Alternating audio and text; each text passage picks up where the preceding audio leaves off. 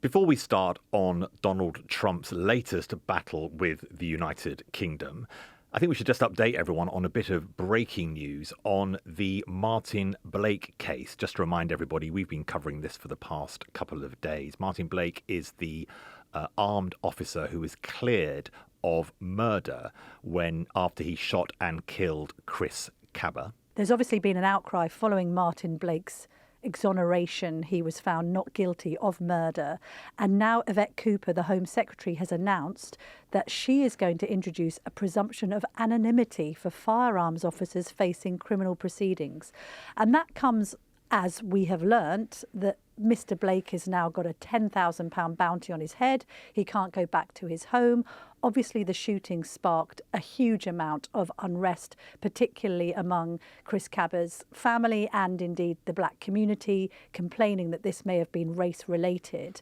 It's interesting that she's seeking to make this exception in this specific case, although I think, Kamal, it is very specific, isn't it? When you are a police officer firing in the line of duty, is it right that your name is made available to the public, even though that could spark difficulties? It could even actually spark civic unrest. I think there's always a danger when you respond to an immediate controversy a day later, making quite a significant change of policy and saying that armed officers, if they are charged with murder, which is very, very rare, should be anonymous. It was actually the media who demanded that names are revealed because justice should be public. What about a police driver in the line of duty, driving their car, blue lights are flashing and they kill a pedestrian? Should that person be anonymous?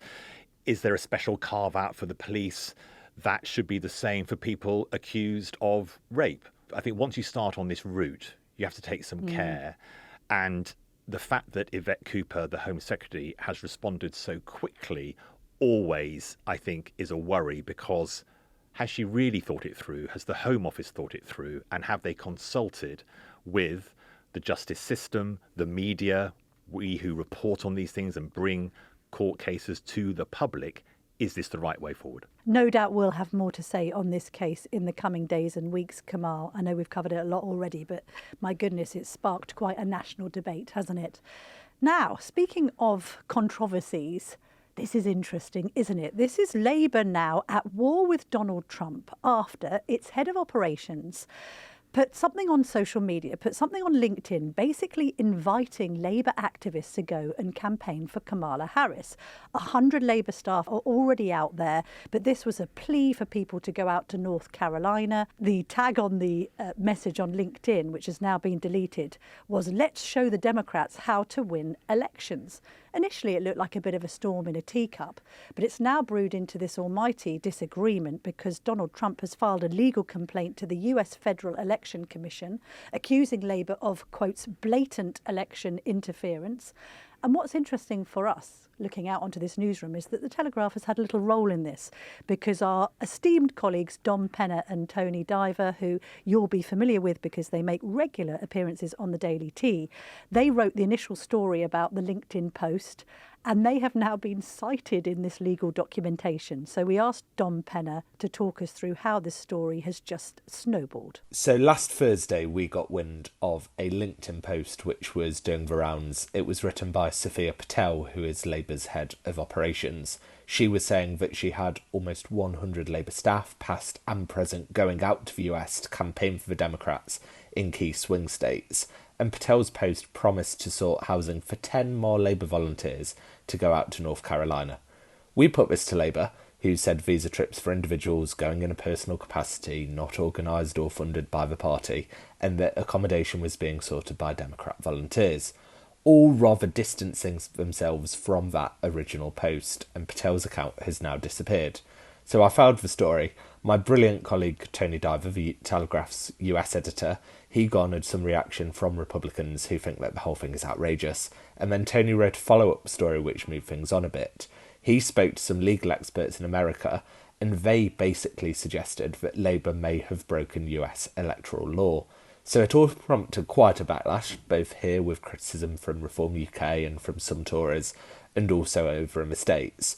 But what has now really escalated things is that last night the Trump campaign has now filed an official complaint about all of this, calling the Labour Party hard left, saying that it's electoral interference. And it actually cites mine and Toner's articles, which was all rather surreal to wake up to. Sir Keir Starmer speaking about all of this on his trip to the Commonwealth Summit at 32,000 feet.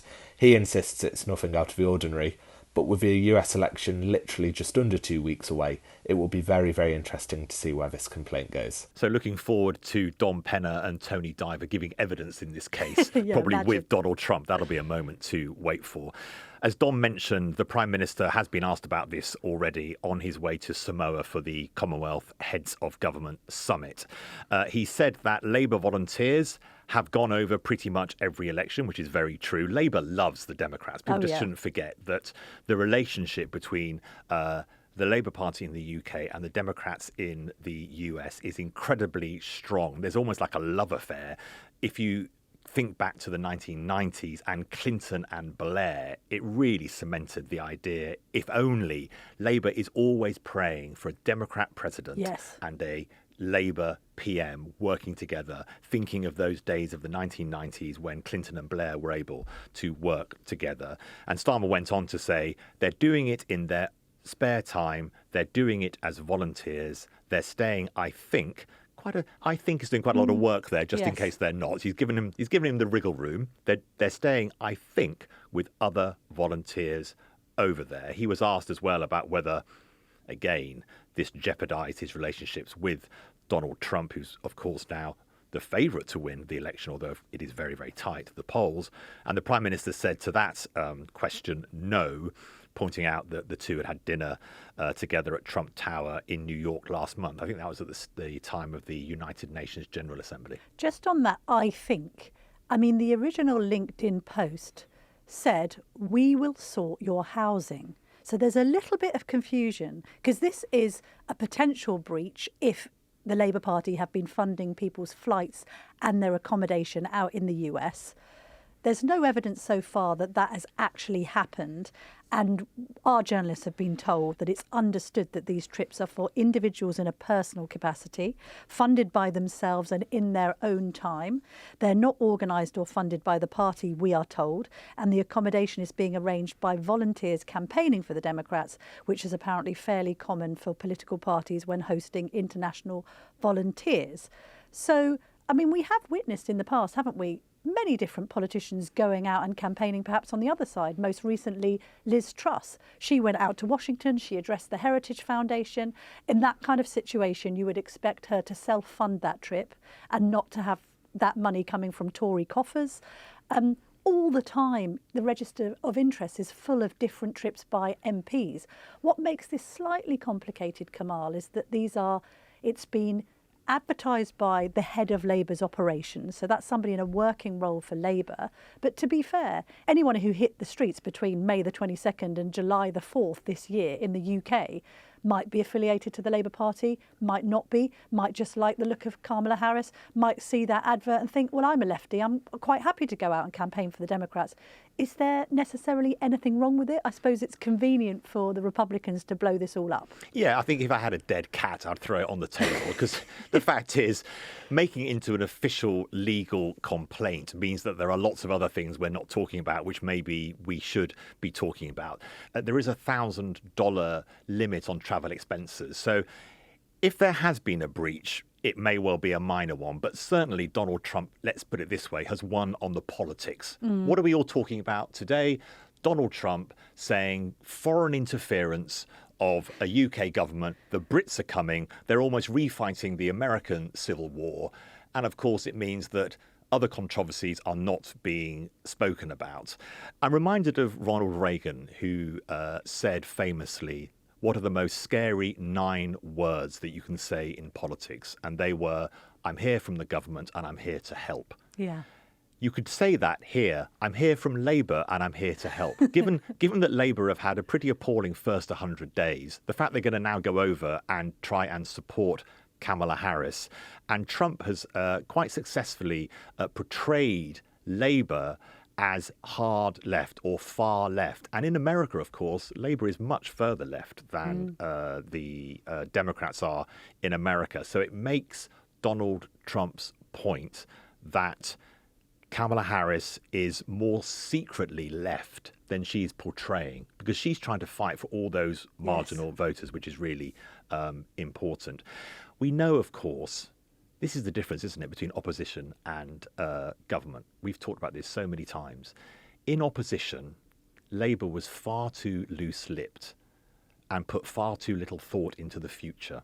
What would those tweets look like from David Lammy attacking Donald Trump as racist KKK Nazi sympathizer?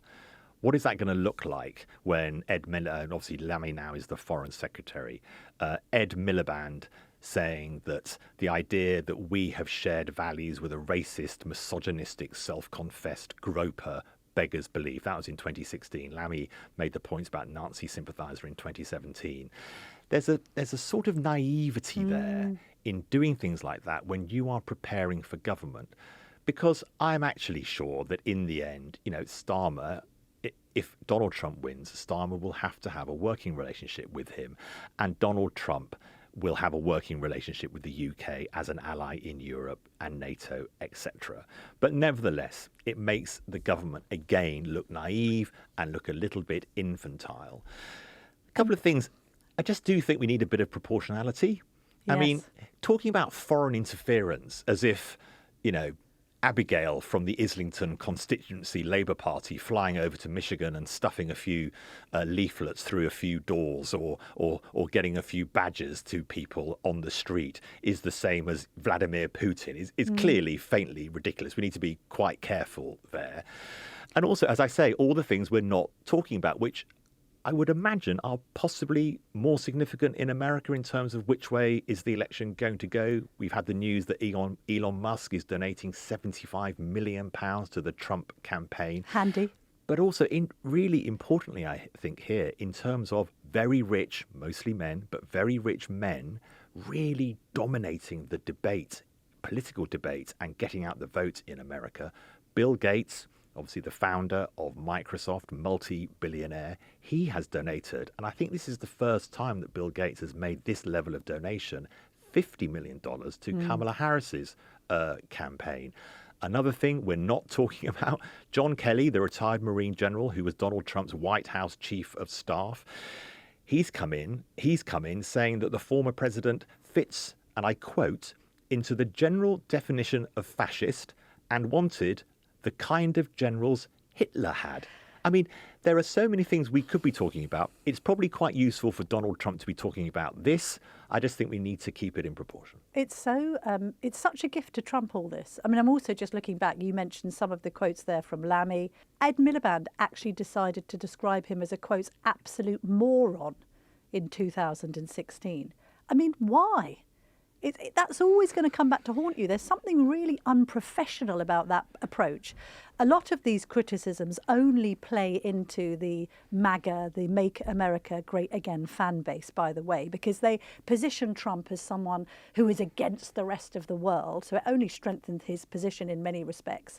Also, it just makes some of these people, I mean, look at Sadiq Khan and allowing the blimp to go up. It sort of does make the left look a little bit deranged. There's a narrative around the left which is, yeah, we know Donald Trump is mad and bad and probably dangerous, but look at how you're all losing your heads. Why can't you come up with an alternative narrative that isn't constantly attacking Trump, but providing an alternative to his style of leadership, rather than this sort of childish name-calling? So I think that's politically naive. The other thing is, I was just thinking when you were talking and you mentioned Blair and Clinton, and I was like, oh, yeah, that great bromance. Of course, famously, the bromance that really resonated across the Atlantic was Blair and George W. Bush. And there you have a former Labour Prime Minister that is able to interact with the opposition, even if he is on the other side of the ideological fence. I appreciate that is a relationship built over defence and foreign affairs and the Iraq war and all the rest of it. And let's not get into that now. But it does show a bit of political nous, doesn't it, to try and nurture a so-called special relationship with whomever is over the other side of the pond. this has always been a criticism on the right, by the way, of the Conservatives, that they didn't do enough to nurture that relationship with Republicans in the post-Bush era. So Barack Obama comes in. David Cameron seems to be all over him. Do you remember that? David Cameron is far closer politically to Barack Obama than he is to Donald Trump. And the fact is that what might be described as the centrist part of the Democrats and the One Nation part of the Conservatives are actually incredibly similar. So Cameron would always be much more comfortable with Barack Obama. And of course, it's always risky, isn't it, leaning across into other people's elections. Remember Barack Obama and the EU referendum when he suggested that the UK would be back of the queue for not any the trade line. deals. So we knew that line was given to him by David Cameron, because no respectable American uses the word queue. You've always got to be careful how you tread in these areas. The fact is, it's about authenticity. Keir Starmer, Ed Miliband, David Lammy, Yvette Cooper, Angela Rayner, they want Kamala Harris to win. Yes. They know now that they're muzzled. They can't say that because they are cabinet ministers in a Labour government. The reason actually why this has got so much momentum, even though you could look at it and say, well, this is absolutely ludicrous. There's no rules have been broken. There's no evidence. Surely this won't matter. The reason actually it does create so much discussion is because it is true. The Labour government wants one winner out of what's in America. And Labour, never forget this, Labour has this emotional anger about people like Donald Trump. They genuinely believe he is frightening. And they genuinely worry if in 10 years' time there's been another Trump presidency and that has led to all sorts of chaos in America. Maybe there's a battle over steal the vote. Who knows what's going to happen? Were they honest? Did they come out and put their fist in the air and show that they were strong? It's that campaigning edge, which the Conservative side just doesn't have. The mentality of the left is, can I sit down with my grandchildren and say, I did my bit? Yes, but it's baffling, isn't it? No, but there's a wrong-headedness about it, because none of the Democrats, or indeed the left, did their bit in questioning whether Joe Biden was fit for office. This is the other, I get that when we're discussing, frankly, Biden, Trump, and to an extent Harris, we're sort of arguing over whether we would rather be stabbed or shot. None of it is a good choice. But at the same time, this ideological hatred of Trump, not really acknowledging that actually the presidency and the world under Trump was a more peaceful place than it has been now under Biden. No more wars, no more wars. And I get that a lot of people find Trump on a personal level to be, completely horrific, and everything he said about women and all the rest of it. But you've got to take a bigger picture here. Equally, again, the right haven't been any better. How many leadership candidates have we asked in this studio, who would you prefer, Trump or Harris? And they're all umming and ahhing. And really, I know it's uncomfortable, but if you're on the right and you've made all of these arguments, particularly for the likes of Tom Tugendhat, for instance, on foreign affairs, you really should be backing Trump over Harris in that particular fight, notwithstanding concerns over Ukraine and how he might be soft on Putin and all the rest of it. You really should be backing, I think, the man who delivered the Abraham Accords and all the rest of it. But anyway, no, they can't do that because they're worried about their reputations. Robert Generally did back Trump and then sort of pulled back, didn't he, quite a lot. And all the polling here, a quite large majority of people in the UK of whatever political persuasion would rather Kamala Harris won the election in America. They think there's a risk. So all of the politicians here have got to think a little bit about that. But of course, who else is super, super good at throwing dead cats onto a table and you thinking, my goodness, I didn't even know that was going to be an issue. And that, of course, is Nigel Farage. Oh, yeah, this plays into his hands Nigel nicely. Farage, of course, who has, let's not forget, campaigned pretty aggressively with many pictures of thumbs up with Donald Trump in America for Trump. Should we be asking who funded those trips? I don't know. I'm sure no one is asking those questions. But, of course, Nigel Farage has questioned all this, and he was out and about again this morning. Here he is on GB News. Well, there is a Federal Electoral Commission. They have perfectly clear rules. that whilst people from overseas can come, take part in campaigns, make statements, appear on media, all things incidentally that I've done over the years, what they can't do is do it if they're being funded. Now, the important thing about the LinkedIn advert that went out to Labour employees and supporters is no mention was made that you'd have to pay your own airfare. No mention was paid that, you'd have to take time off work and not have your salary paid.